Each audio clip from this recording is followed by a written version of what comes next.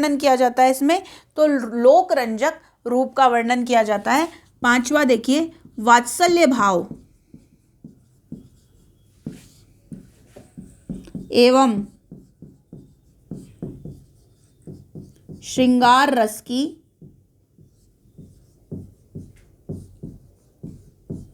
प्रधानता। वात्सल्य रस, वात्सल्य भाव और श्रृंगार रस की इसमें प्रधानता होती है। बूझत, सूरदास भी कहते हैं ना, संयोग श्रृंगार का पद है, बूझत श्याम कौन तू गोरी, कहाँ रहत काकी तू बेटी, नहीं देख्यूं कबहू ब्रज खोरी। राधा जवाब देती है, काहे को हम ब्रजतन आबती, खेलत रहती अपनी पौरी, सुनत रहती श्रवणन नंदौटा, करत मिलत दति माखन चोरी। तुमरो कहा हम चोरी लई हैं, खेलें संग चलो मिली जोरी, सूरदास प्रभु रसिक शिरोमणि, बातई भुरई राधिका भूरी। ये सूरदास जी का संयोग श्रृंगार का पद है। तो कौन से भाव की? वात्सल्य भाव की। और श्रृंगार में चाहे संयोग श्रृंगार हो चाहे वियोग श्रृंगार हो, दोनों का वर्णन मिलता है। जैसे सूरदास जी भ्रमर गीत में कहते हैं, ऊधो मन न भये 10-20, एक हुतो जो गयो श्याम संग को आराधे ईस। तो किसका वर्णन मिलता है? संयोग और वियोग दोनों श्रृंगारों का वर्णन मिलता है। सूर को ले लो, चाहे नंद को ले लो, चाहे रसखान को ले लो। तो रसखान ने भी बहुत अच्छा लिखा है कि मैं बताऊंगी आगे कि वात्सल्य रस की कैसे उन्होंने प्रधानता जो है वो बताई है। या लकुटी अरुकाम रिया पर राज तिहूं पुरको तजिडारो, है ना। उन्होंने कहा है रसखान का सवैया, रसखान के सिवैये प्रमुख हैं। तो या लकुटी अरुकाम रिया पर राज तिहूं पुरको तजिडारो, आठों सिद्धि नवो निधि को सुख नंद की गाय चराए बिसारूं।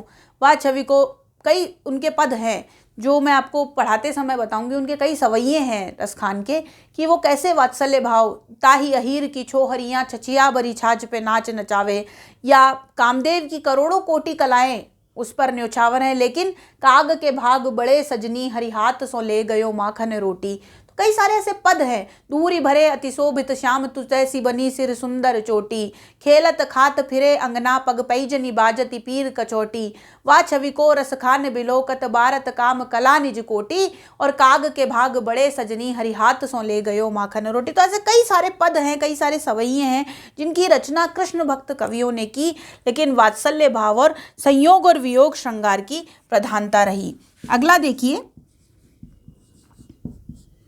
ब्रज भाषा का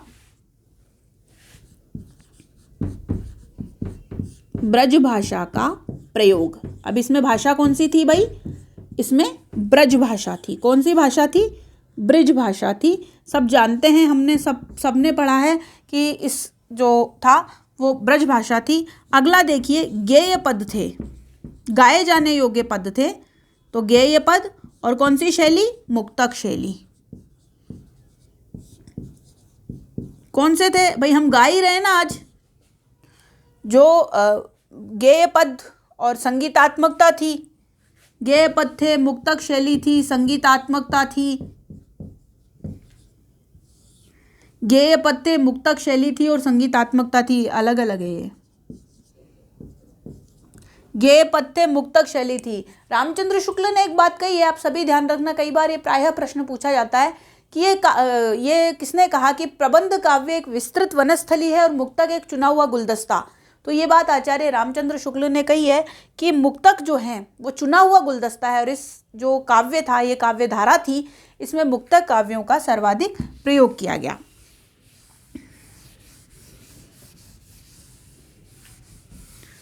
अगला हम देखें, मुक्तक काव्य का इसमें सर्वाधिक प्रयोग किया गया। और ये ध्यान रखिएगा, ये तथ्य, ये कथन जो है वो आचार्य रामचंद्र शुक्ल का है कि प्रबंध काव्य विस्तृत वनस्थली है और मुक्तक एक चुना हुआ गुलदस्ता। हमेशा ये प्रश्न प्रायः पूछा जाता है। तो इसके किसने कहा है? आचार्य रामचंद्र शुक्ल ने। अगला देखिए, प्रकृति चित्रण, है ना। बिनु गोपाल बेरन भई कुंजे, तब ये लता लगती अति शीतल, अब भई विषम ज्वाल की पुंजे। तो प्रकृति चित्रण का भी इन कवियों ने बहुत अधिक ध्यान रखा है। अगला है रीति तत्व का समावेश। रीति तत्व का समावेश, है ना। इन कवियों में क्या किया है, रीति तत्व का धीरे धीरे, फिर क्या भक्ति काल की चूंकि ये धारा ऐसी थी तो इसमें धीरे धीरे धीरे धीरे रीति तत्व का समावेश होने लगा। लक्षण ग्रंथों के आधार पर रचनाएं की जाने लगी, नायिका भेद, छंद, अलंकार, इन पर बल दिया जाने लगा। तो धीरे धीरे क्या हुआ, इसमें रीति तत्व का समावेश होने लगा। और अंतिम हम सभी जानते हैं कि राधा और कृष्ण के सौंदर्य का चित्रण, तो इन्होंने सौंदर्य का तो बहुत ही सुंदर चित्रण किया है। जब ये कहते हैं धूर भरे अति सोहबित श्याम तू तैसी बने से सुंदर चोटी, तो किसका चित्रण किया है, सौंदर्य का चित्रण इन्होंने राधा और कृष्ण का किया है। कि वो जब कृष्ण भगवान उद्धव को भेजते हैं कि उद्धव मोहि ब्रज बिसरत नाही, हंस सुता की पावन कगरी और कुंजन की छाई, उद्धव मोहि ब्रज बिसरत नाही। सूरदास लिखते हैं और कहते हैं कि उस सौंदर्य का वर्णन नहीं कर सकता, इसलिए मैं उस ब्रज को नहीं छोड़ सकता। तो सौंदर्य का किसका, राधा और कृष्ण के सौंदर्य का, राधा और कृष्ण के सौंदर्य का तो इन्होंने किया ही है। और ये हमें विशेष ध्यान रखने वाली बात है कि राधा और कृष्ण के सौंदर्य का इन्होंने वर्णन किया है, प्रकृति चित्रण किया है, लेकिन रीति तत्व का समावेश धीरे धीरे यहाँ होने लगा और अलंकार, छंद और नायिका भेद संबंधी रचनाएं की जाने लगी। अब हम देखते हैं कि क्यों कैसे कृष्ण काव्य में कैसे आया, आखिर क्या हुआ, भक्ति काल में कृष्ण काव्य इतना प्रधान कैसे हो गया। तो भाई एक कवियों की एक संस्था थी, एक तरीके से अष्टछाप, है ना। अष्टछाप जो थे 8 कवि थे और कृष्ण भक्ति धारा के ये प्रमुख कवि थे। अष्टछाप के कवियों में सूरदास थे जो कृष्ण भक्ति काव्य धारा के प्रमुख प्रतिनिधि कवि माने जाते हैं। तो अष्टछाप जो थे वो धीरे धीरे धीरे धीरे अष्टछाप ने इस काव्य धारा का विस्तार किया। अब अष्टछाप क्या थे, अष्टछाप 1565 ईस्वी में किसने बनाया था, स्वामी विट्ठलनाथ ने बनाया था। ये विट्ठलनाथ जी जो थे ना, ये वल्लभाचार्य जी के पुत्र थे, है ना। अष्टछाप 1565 ईस्वी में स्वामी विट्ठलदास जी ने बनाया। इसमें 8 कवि थे, है ना। तो विट्ठलनाथ और वल्लभाचार्य के अलग अलग शिष्य थे इसमें। तो विट्ठलनाथ ने इसकी स्थापना की 1565 ईस्वी में, ठीक है। कौन कौन से थे साहब अष्टछाप के कवि, कौन कौन से इसमें थे, तो मैंने कई बार प्राय याद नहीं रहते हैं, है ना। तो हमको ऐसा तरीका ईजाद किया मैंने कि जिससे आप लोगों को याद रहे। तो हम लोग भी इसी तरीके से याद करते थे। सु कु कृप छी छी च न गो, ठीक साहब। सु कुकृप छीचन गो 1565 विट्ठलनाथ, हमने ये याद कर रखा था। तो सु से सूरदास, कु से कुंभनदास,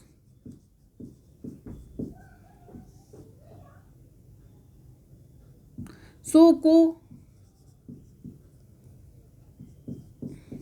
कृष्णदास, प से परमानंद दास, है ना।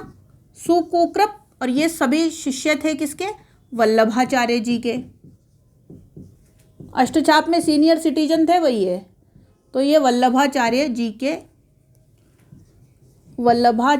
के शिष्य थे।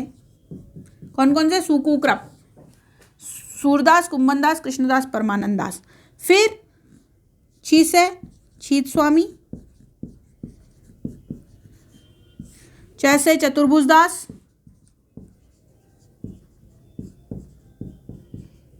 न से नंदास और गो से गोविंद स्वामी। गोविंद स्वामी ये किसके शिष्य थे